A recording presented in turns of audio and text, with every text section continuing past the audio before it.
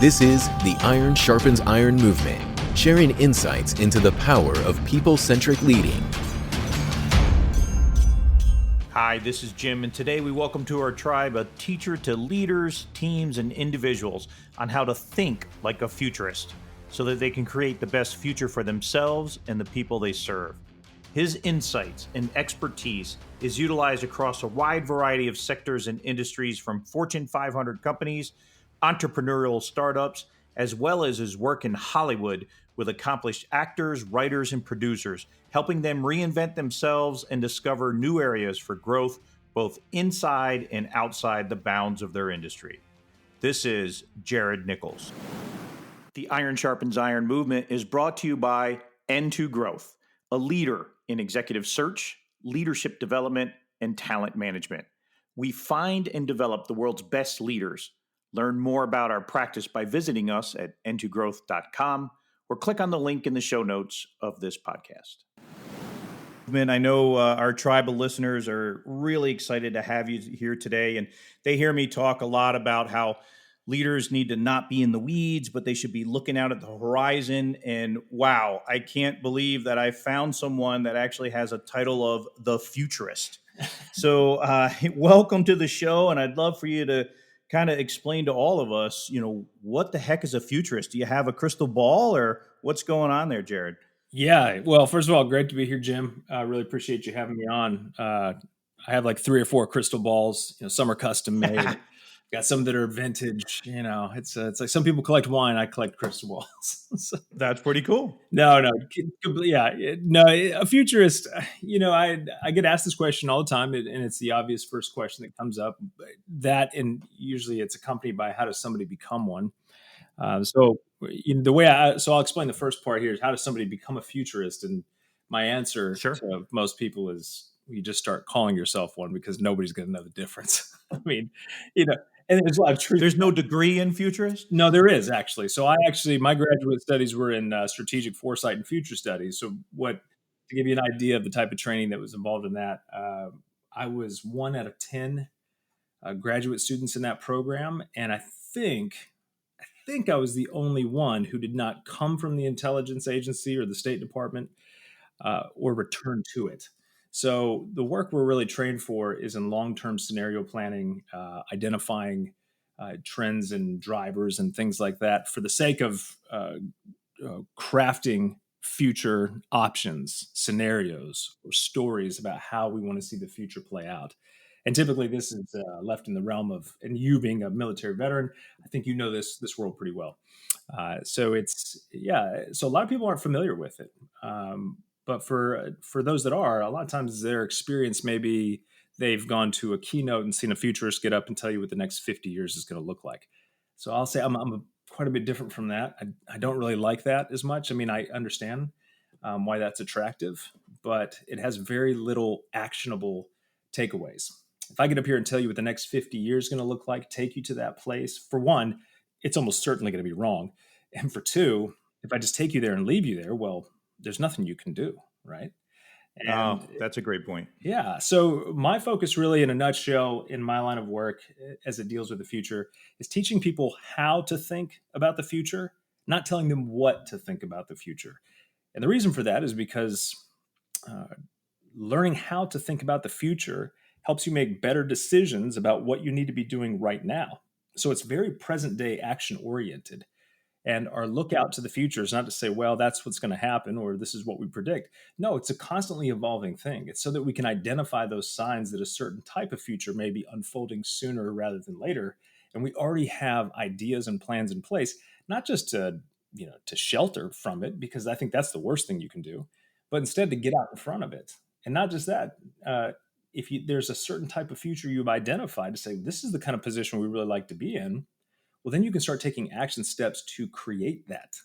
And that's the big ultimate goal in the work that I do, is teaching more people how to do this so they can take that active role in creating the future. It's not just a great break room poster. It's, hey, no, you can actually do this. There are skills that can be applied. Others have been doing this for a long time. You just haven't heard of them. And so that's essentially the focus of my work in that regard. So, Jared, just for context to our conversation and our listening audience, we're recording this at pretty much the height of the COVID-19 pandemic that's going on around the world. So as we have conversations here, there might be some reference to the current crisis that we're in.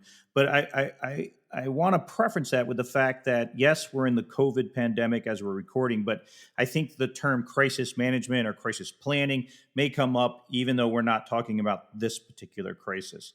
So one of the things that I'd be interested in finding out is when you talk about how it's a present day thing to think of the future, the actionable part can be applied today to think of the future and stuff. Are you talking either from a neuroscience way of, the brain itself is simulating and you're being prepared as a leader to see this in the future by simulation, or are you saying kind of the practicality of it, of getting your team together and running through scenarios and kind of going through what happens if? Yeah, I'd say it's a mix of both. I mean, on the neuroscience side, I think we're talking about the same thing here. I tend to phrase it like, you're always thinking about the future. Why not get really good at it? Whether it's the next 5 minutes, 5 years. I mean, essentially, that's the case. Every decision we make is future oriented. So we first need to step back and say, hey, this is something we're already doing. This is not really foreign. Most of us are just really bad at it.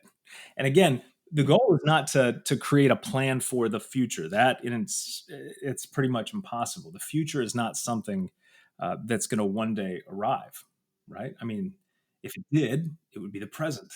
So the future is something that's always out in front of us. So we have to reframe our relationship to this thing we call the future. So running your team through scenarios and situations, it's really more like running a select group of people inside your organization through a process like that, for the purpose of identifying not just disruption, right? Because disruption is always going to be out there, but it's really identifying and envisioning a future that, a future context, to put it better, envisioning a future context based on the things that you see here today. Things like artificial intelligence, COVID-19, right? This is something, obviously, we're right in the height of this, which feels like we're living in somebody else's scenario. But it's this looking at what's here right now, but the full implications of how it's going to affect us as people, those aren't completely known yet. So even things like artificial intelligence, big data, human gene editing, all that type of stuff. Again, the typical stuff that people in business think about, human gene editing, right? Climate change or any of these types of big drivers of change. These are those seen forces. Asking questions about how these may potentially impact multiple facets of society in order to create a future context so that you can envision not just yourself and your organization, but you can envision the people you serve in that context. Now we have something to work with, right? You see, most people plan for the future by just going off of what they've done and what they know, and then projecting it out into the future, which is really, that to me is a waste of time, because you're projecting it into something that lacks context.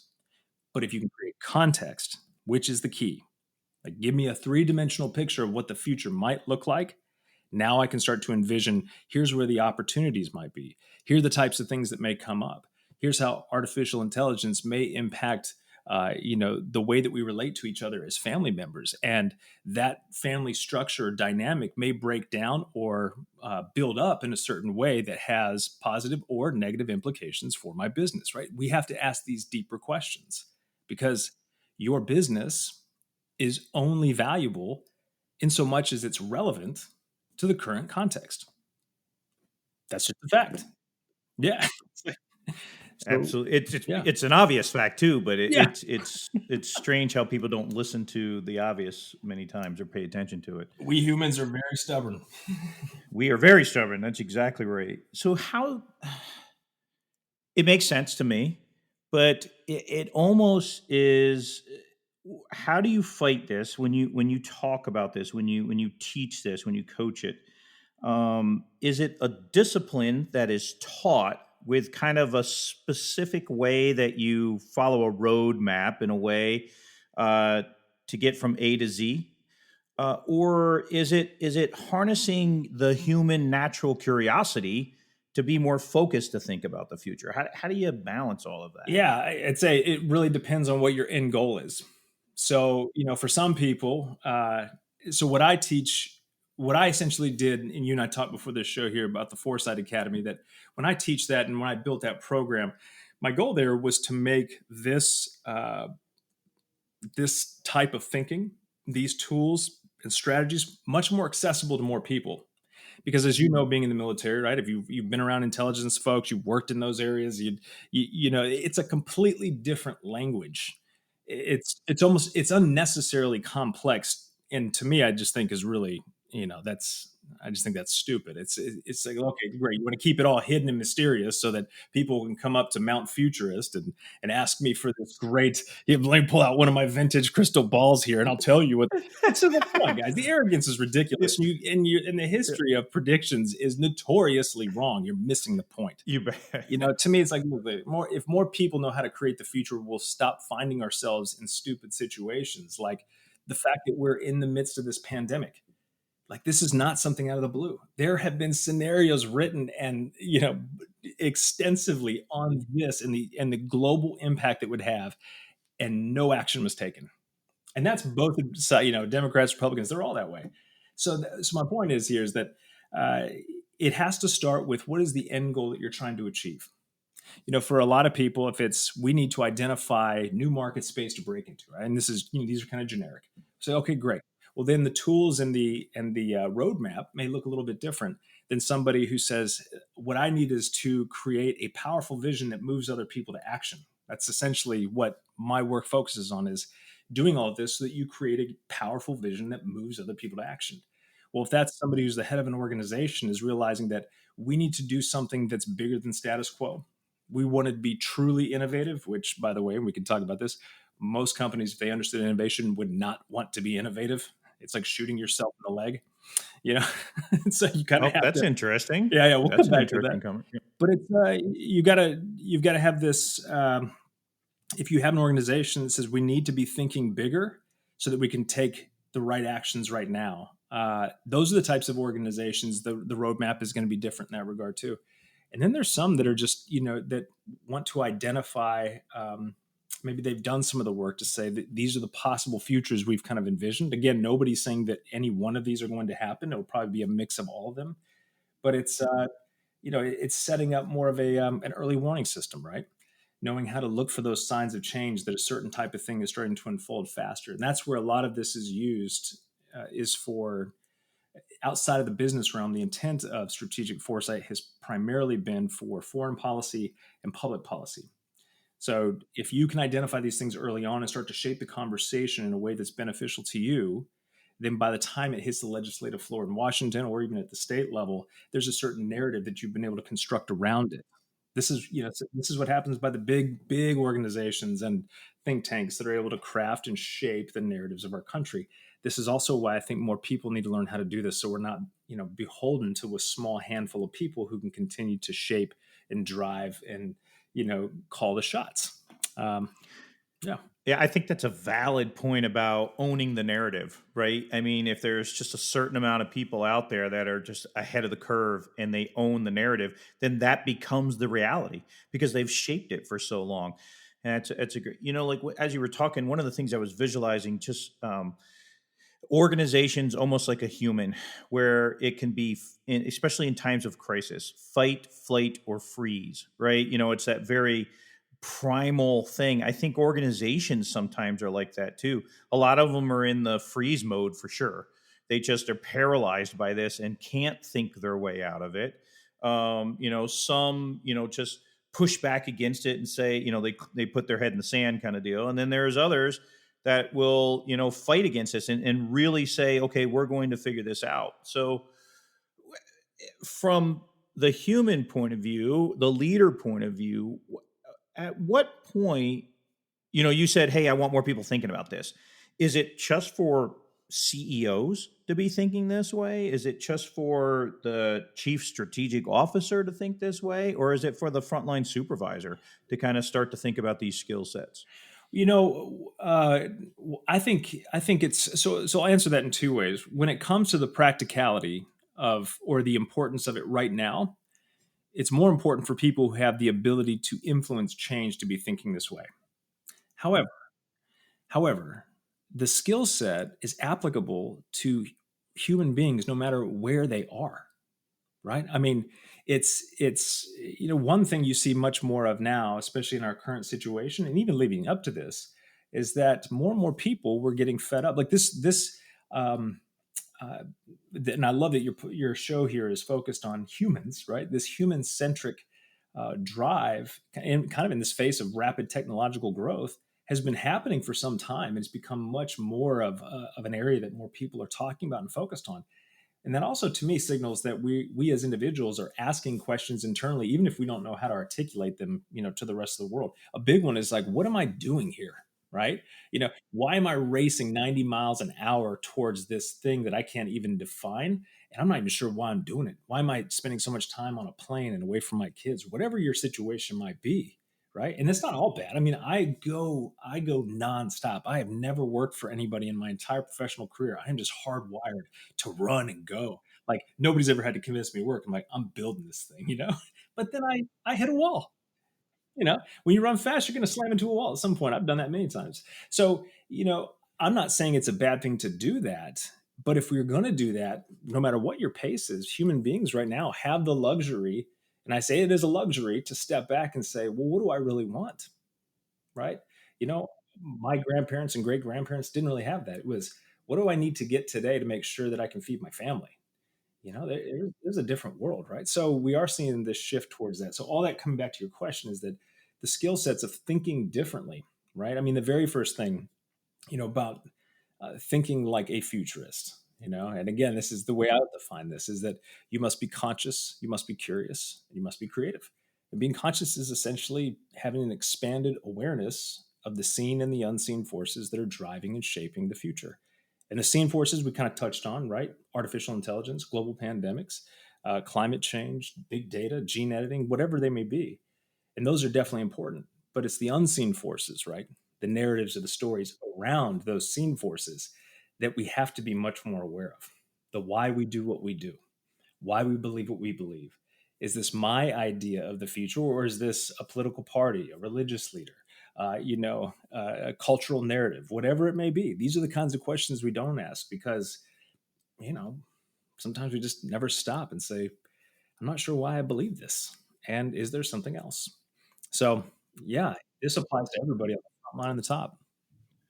So that conscious thought really is to critically think through almost everything, question everything in the right way you question it. Almost like, Simon Sinek's why, right? A lot of like the purity of it is chasing the why. Why are we doing these things?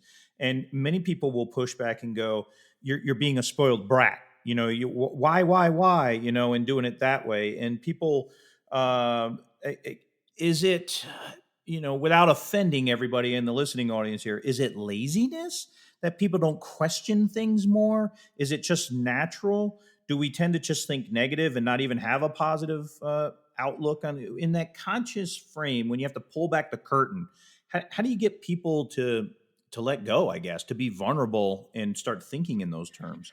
Well, yeah, I mean, I never approach it by saying, "Hey, you guys out there, you're being lazy." We're all humans, right? I mean, That's right. we like comfort, we like the easy, nicely packaged answer. I'm guilty of that too. I'll be the first to say it. So I don't ever sit there and go, "Well, when you've ascended Mount Futurist," and this is great. I've never talked about Mount Futurist, but I'm totally going to be talking about it now.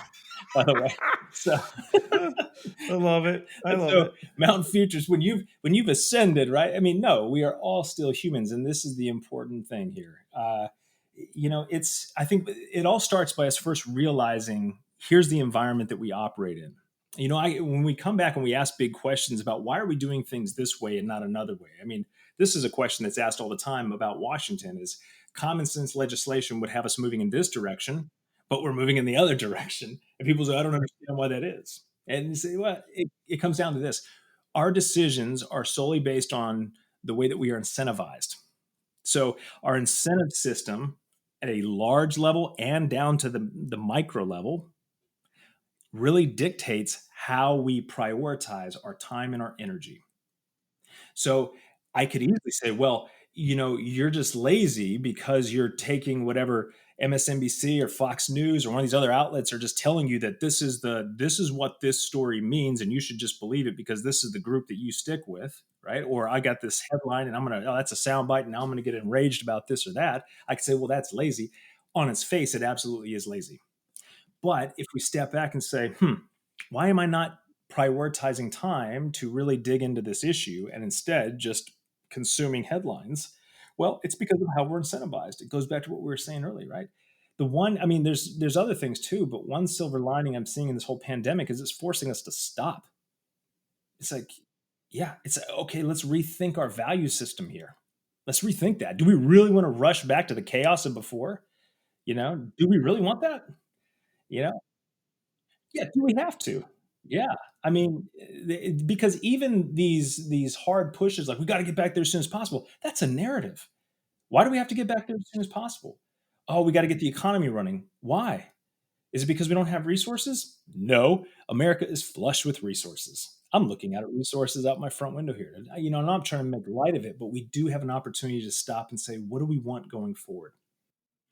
So, a way that I pictured that in my mind when you were talking about how we're driven to the incentivized kind of areas, it's kind of like fast food and healthy eating, right? Like, so you can go to McDonald's today and for $1, kind of get a meal, but a healthy meal is going to cost you 5, 6, 7, $8.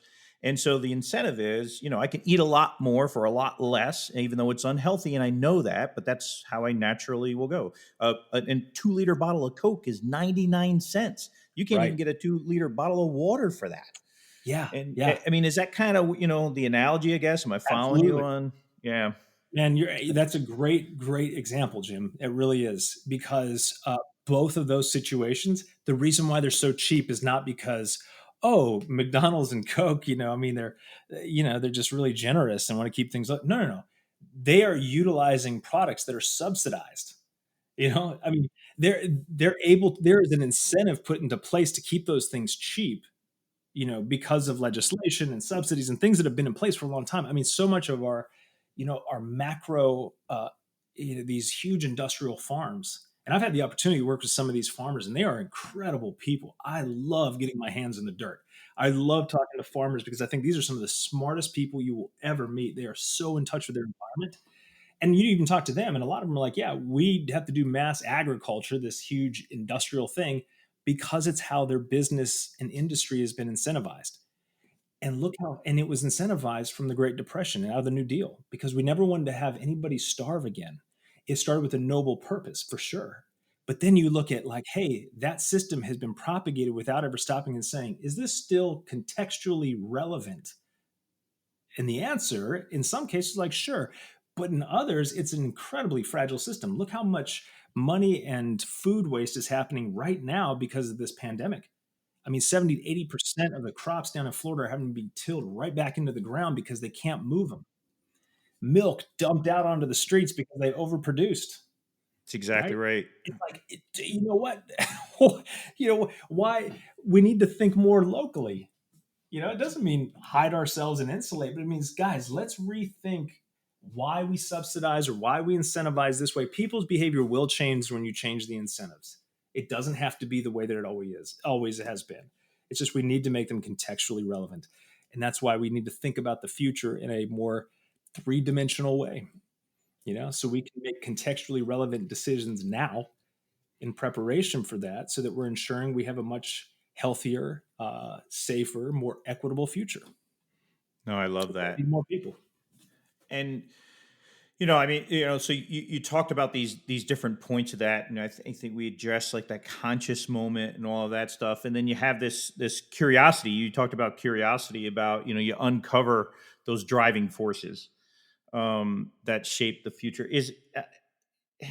I guess walk me through how do you discuss this with people on approaching those thoughts all the time, because I guess you could get to the point to where you could say I don't want to be over paranoid, like the minute we hang up from this podcast, say I don't want to walk out and go, why is the electricity like this, or why did the road get paved this way, why did right? You don't want to be like so crazy paranoid. You want to be thinking in the right terms about who's doing the right things. Yeah. How do you walk that balance? I'm just trying to imagine you walking out going, why do they pave the roads this way? Yeah. What did this pattern tell me? I'd say, well, number one, we'll distinguish here between paranoia and being inquisitive. It's paranoia if you think somebody's out to get you, like, aha, the roads are paved this way because the Illuminati. I have, and I tell you what, on a sidebar here, Jim, I've actually thought about creating an entire workshop called How to Create a Conspiracy Theory, because it's all about just connecting dots, which is very similar to Foresight. You're connecting dots and making plausible stories about it. I look at these conspiracy theories and go, oh man, especially the ones about the government. I mean, you were in for what, 30 That's years? Right. I mean, talk to anybody. My dad was 26 Army, and I grew up moving around my entire life. I love the military community. That's my family. I'd love going down to Bragg and just being able to spend time with some of the guys down there. And so, but one thing that is consistent in these large scale conspiracies that involve the government, they're giving the government way too much credit. So true. For being that smart. Yes. And it's just like, no, guys, I'm sorry. It's just, they're not that good. That is a true point. There are pockets of brilliant people, yourself included. I'm sure, my father, but on a grand scale, like, no, they don't have that. So anyway, I digress. But you're asking about curiosity. Yes. Curiosity, the way I sum it up in the most simple form is just, when you're conscious and you're aware of seen and unseen forces, and you're really starting to recognize that, even like, experts are great. I'm not somebody who says ignore the experts. I know that's kind of a thing these days, is to throw out the experts. I think that's ridiculous. But so many of our decisions have been made solely based on expert opinion without ever asking, okay, well, this is what they're saying. And here's the curious part. But what else might be possible, right? Because, if we solely just go on what the experts are saying, we're not actually recognizing that, oh yeah, I forgot they're human too. And they have certain biases and assumptions that they're making that can cloud, for better or for worse, their judgment. And by the way, we're human beings, so biases are a normal part of it. They're not a bad thing. We just need to be aware of it. And that's about being conscious, right? I need to know, what lens am I looking at the world through and why, so that when it crops up, I can identify it and have an alternative to compare it to. That's what it really means to be conscious. So being curious is then saying, great, well, I now have the freedom. I'm not trying to protect a story or a narrative. Instead, my narrative is always changing because the world is changing and I'm changing. And so now I'm asking better questions like, well, what else might be possible here? This is what is being said, but what else might be possible? And, once you have the ability to do that, you can start to envision things that other people aren't talking about. For instance, I mean, and another way to really think about this is when you're looking at what else might be possible, a big key part of that is identifying things that are here today, like the pandemic. But, before the pandemic, a lot of it was around artificial intelligence, big data, and to say, okay, if I just focus on the experts, most of them are just going to talk about the future of this thing inside of its existing industry or existing place in our current context. And they're going to just kind of project that out over a year or two, right? But if you look beyond the original intent and the original audience that it was created for, that's when you start to see real possibilities. Take Facebook, and I use this example all the time because it's easy, and I'm lazy. Because I'm a human. Yeah, because you're a human. That's right. Futurist. I did the hard work. There it is. You've summed it all up. There it is. Man, that's right. I'm going to make a hashtag of it. But take Facebook. Started in 2003, 2004. I always get these dates a little backwards, and a purist may correct me on this, but I don't care. 2003, 2004. Started in a college dorm, Ivy League. Let's be clear, Ivy League, right? And so it was rolled out first as a competitor to Hot or Not, which I wasn't exactly familiar with, but essentially seeing who's dating who and who likes what and so on. Well, that gets rolled out in 2004, 2005 to the broader, college university systems. And then the next year it's out into the public and it just starts taking off. Well, so think about it. It was launched in 2003, 2004. 6 years later, it is the number one tool used to overthrow a 30-plus year dictatorship in the Middle East. Now, I don't know for a fact, but I feel pretty confident. Mark Zuckerberg wasn't sitting there going, this is great. I can tell if Billy and Sally like each other, or who's dating who, and who's hot and who's not. But just think, in less than a decade, this thing's gonna be overthrowing governments. I don't think Right. so. That didn't happen. But, That's right. but somebody, I'm sure, who was paying attention could have said the potential of a mass communication and connection tool that has global reach has second and third order effects that could very well look like the overthrow of governments. I mean, this is, so it's like it's not far out of reach when you just know how to ask the right questions. And that is what it means to be curious, asking better questions. So, Jared, I used to always make a very broad based statement that I still love. I think it's powerful, but I used to say, I still do, that a critical thinking question can never be answered by yes, no, or maybe, because it's not a critical thinking question. When you say learning how to ask the better questions, is there some easy tee ups, some generic examples that you could give us on even how to start to phrase a good critical thinking question when it comes to this level of curiosity? Yeah, well, I mean, there is. I'm just trying to think of, what's going to be the easiest. Because my initial thought is like, well, it goes back to the classic, just asking why about everything. So it always comes back to just asking why and saying, oh, okay, now that I've deconstructed this one here a little bit, now I can say, well, what else? Right. So a good critical thinking question, um, like give me an example. So let's instead of playing in the realm of hypotheticals, why don't you give me something that you're really interested in personally or professionally that's an emerging driver of change, one of these big things, or where the implications aren't fully known. Things that I mentioned already: AI, big data, global pandemics. Of course, we're in the middle of one. Gene editing, climate change, 3D printing. What really has you thinking when it comes to the future of your work, your life? And let's use that as an example. Sure. All right. So, like the future of work, and we kind of hinted at it before about how it's all changing. I'm a big believer that a good chunk of the brick and mortar facilities are probably going to go away, especially in like traditional business industry, whether it's a high rise full of consultants or financial analysts or anything like that. I think this is proven out that we don't need brick and mortar facilities to potentially still conduct the work of the day. So I would say that that's one of the things that's on my mind that I'm curious about. Is I wonder if we're going back to big brick and mortar high rises and all of those skyscrapers. New York City, 8 million people going to work because that's where the work is. Is that going to still be around? Yeah, well, a question like the first thing that I would always do is to look at that and say, well, this is a possibility. It can go this way or that way, and obviously, there's always the and both. But for the sake of exploration, we always want to start and we say, okay, well, let me ask the question why. Why did we go to the big buildings again? Why did we do that? Because that's where everybody was at. It was human connection, and we could get into a meeting room and discuss what we were going to do that day. Yeah, so definitely we need human connection. That is true. Biologically speaking, we are hardwired to be social, so we do need to be around each other. But on just a very practical level, it's because these buildings, most of them, they started to get they were developed. Gosh, what, in the '60s? A lot of them were. Easily. This is Yeah. when the real industrial side of things started to take off, and more white collar jobs and office complexes were being built. Well, a big part of that was because you needed to be face to face.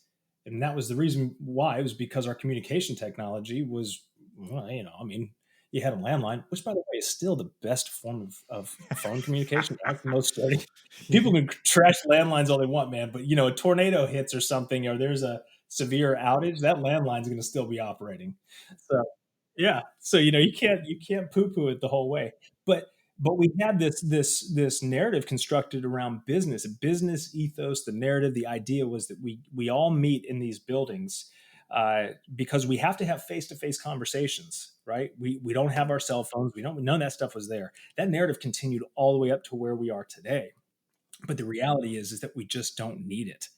So we could go back to that, but but I think this pandemic is also showing us how much time and money is wasted in the car, commuting, at the office building, all of these things that we are still holding on to when they really have no contextual relevance as far as, its original intent. Now, if you repackage the reasoning behind it and it's compelling enough, then people are going to, sorry about those little notifications there, then people are going to better understand this is why we do this. But ask anybody right now, why do you have to travel to your, drive 45 minutes to go down to your office? They can't tell you. Like, I don't know. I hate it. Right. So yeah, so that's the first part, is you have to first go back and say, what was the original intent, right? And we know, I mean, this is a big part. There's more to it, right? But for the sake of the show, we're making it really quick. Jumping ahead, we have to say, what is the new what does the new face of work look like?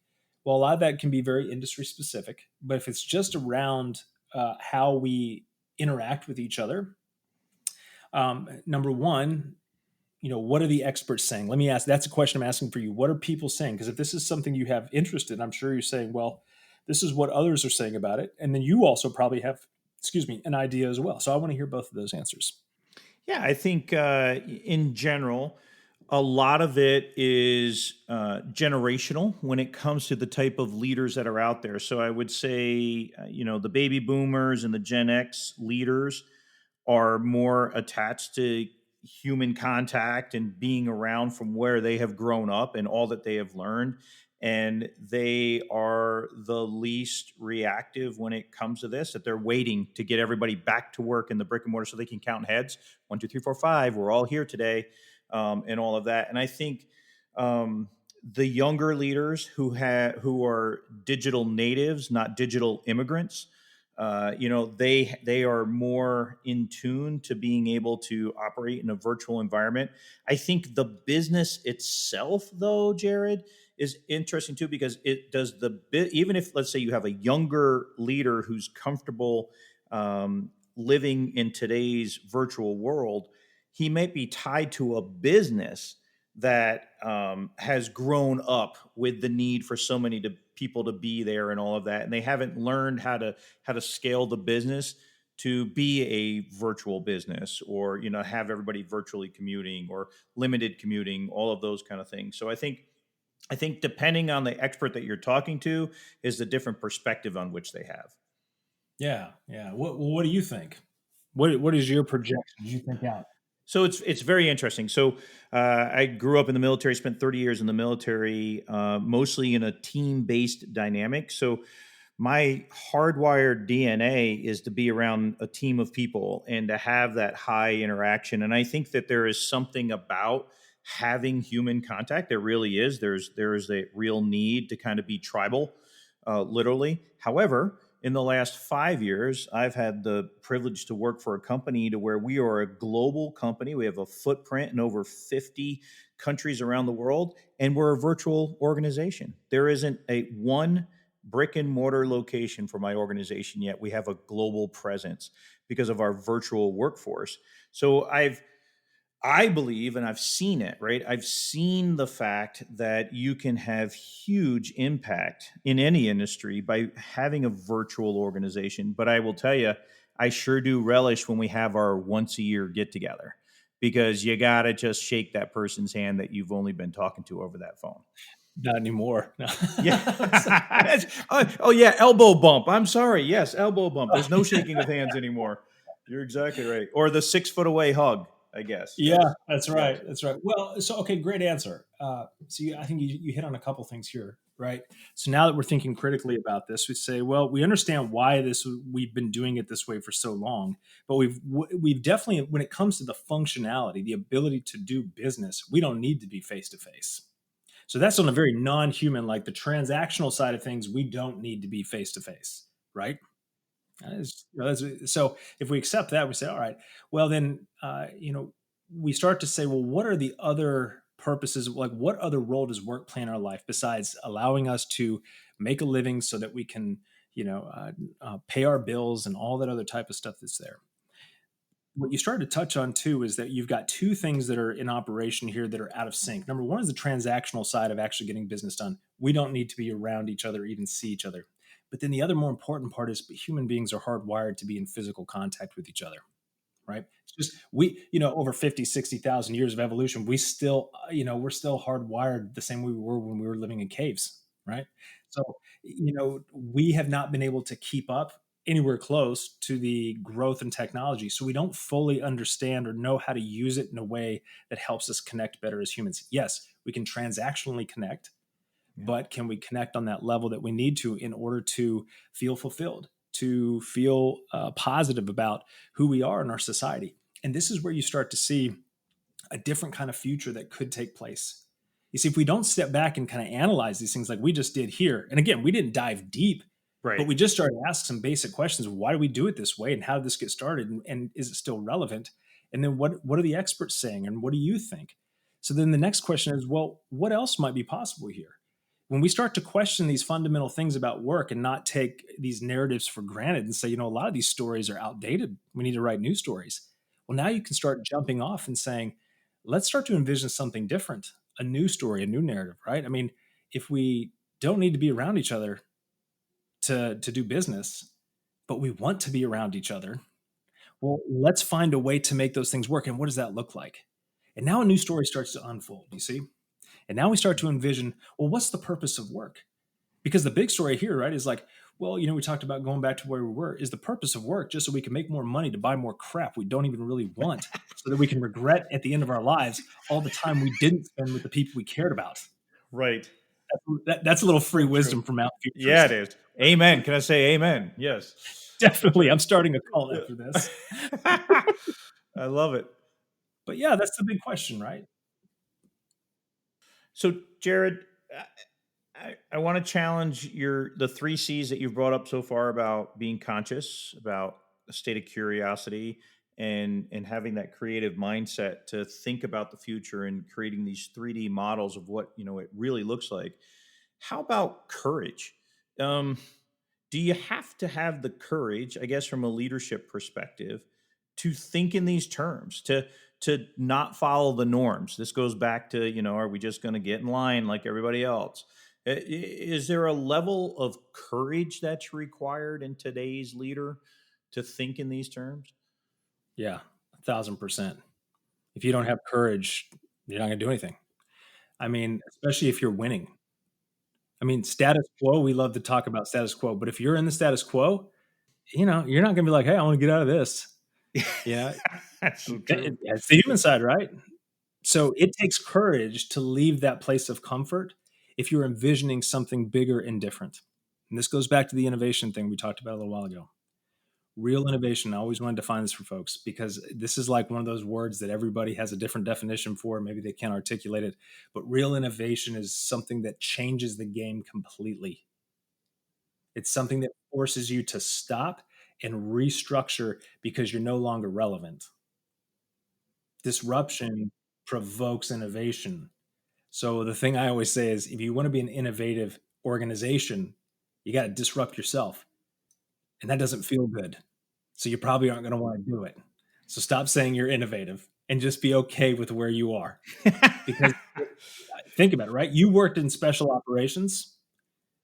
There's a reason why there's selection and assessment, because there's only a few that can do it.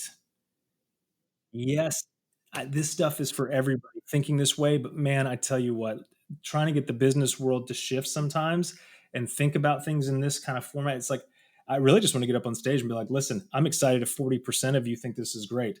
I know only 20% of you might actually get started, but I'm really looking for the 5% of you that are going to take action, and the rest of you, see ya, Amen to that. That's so true. When you were talking about innovation, but then you brought in the word disruptive, it's such a powerful word, right? Because it does mean hard. It means difficult. It means swimming upstream instead of downstream. All of those things. It's a powerful word, and it scares most people because it isn't easy. That's exactly right. Well, it should. It scares me, right? Sure. I can talk about these things, but when the rubber meets the road, I have to make those decisions too. And a lot of times I just make the normal status quo decision, because I'm still a human. But I'm aware of it though, because I'm conscious. And I'm like, oh man, You've got the three crystal balls. That's There they exactly are. right. This one was autographed over here. So I love it. I love it. Well, Jared, I tell you what, this has been intriguing. And the entire time when you're talking about viewing the future in 3D and having the context to it and all that, like I literally have this in my mind about how to think about these in these terms. And I love that I finally have a great definition for what a futurist is and about how you can absolutely help us shape the future. So I'd love to give you the last word or last thoughts for our tribal listeners out there about where we're sitting today and what the action that's required today to think about the future of tomorrow. Oh, absolutely. Yeah, I appreciate that, Jim. Yeah, so my encouragement to anybody listening to this right now is recognize this is that the future is created every single second of every single day, both by the actions you take and the actions you don't take. The main thing, especially in this time right now, is that you decide what kind of future it is that you want to see. We're living in a time right now where it is you have the tools and the resources at your fingertips. Doesn't matter what your station in life is. You have the tools right here at the fingertips, probably what you're listening to this show on, to actually participate in the direction that we are going to go. Don't create somebody else's idea of the future, political parties, religious groups, cultural narratives, where they might be. I'm not saying those things are bad. I'm just saying if you do, know that you're doing it. But the other and more important thing is to ask yourself what else is possible and what is that you want, and start putting your time and your energy towards creating that. Do that, and you'll have no regrets. Sit back and wait for somebody else to do it. Well, you're just going to have to hope that whatever they create for you actually works out. Jared, I can guarantee you this: our listeners are not going to sit back. You know, we know that impossible is just an opinion and it isn't a fact. And you have just made that all clearer for us today. So, again, thanks again for joining the leadership movement. And the Iron Sharpens Iron tribe is better today because we've listened to you. Thanks again, Jared. Thanks, Jim. It's been a pleasure. Thanks for joining our leadership movement this week. Talking to Jared about how to act with clarity, lead with confidence, and inspire others to action to help influence and change the future was just fascinating. Don't forget our show notes are posted on the website with key leader takeaways and suggested action plans. And be sure to subscribe to the podcast and tell a friend so we can continue to build the tribe. Join us on Facebook to get even more behind-the-scenes action and exclusive content for leaders.